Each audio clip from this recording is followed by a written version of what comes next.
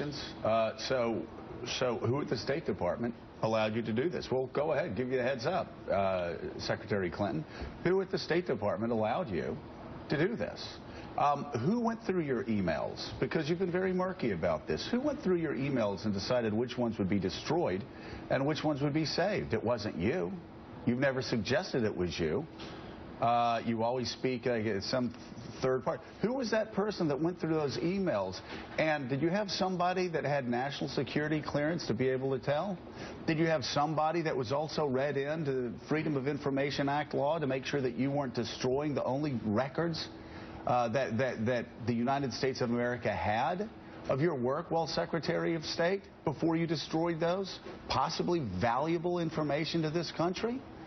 I mean, those are just two simple ones. There are about 100 other questions. I think she will have answers to all those questions. I don't. How do you know? What, I wish you would have them Friday. You all express a certain level of certainty on the other side of the issue, and I think it's only fair. I can reciprocate and offer the same. No, I'm saying certainly on the other side. All I'm saying is I believe she's. As I said on this show before, number one, I don't think she did anything wrong or intentionally wrong. I don't think that she violated any laws of the country, and I certainly don't believe in her heart that's what she intended to do. Now, if she comes on the show and is unable to answer these questions or answers to these questions or on the side that you guys are suggesting, I'll be the first to say, you know, you were right. But I just don't believe you have any real evidence to make the case you make. And I respect your sentiment and emotion. I just ask you to do the same on my side until she answers the You're just speaking in generalities. I mean, we have no evidence whatsoever, and she's had following the path you said. How many chances has she had to answer these questions? For how long? And she just won't answer them. That I agree with, which is why I believe, as I said from the outset to Willie's question,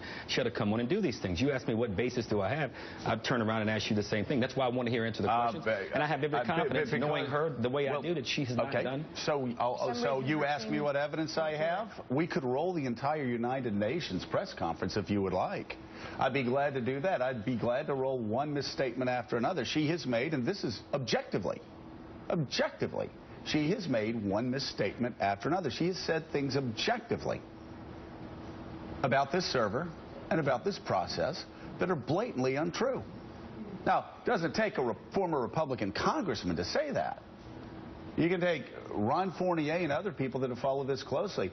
If you have journalists that aren't so desperate to get access in the hopes of that interview that they will actually speak the truth to power, like I did to Mitt Romney 4 years ago, and I've done to Newt Gingrich, and I've done to other Republicans time and time again, if you have the guts to speak truth to power to the Clinton machine, then you have to come up with no other conclusion that they just have misled the American public time and time again since that UN conference. They have said things, Mark Halperin, tell me if I'm wrong, maybe I'm out on a limb, that are objectively false since that UN press conference.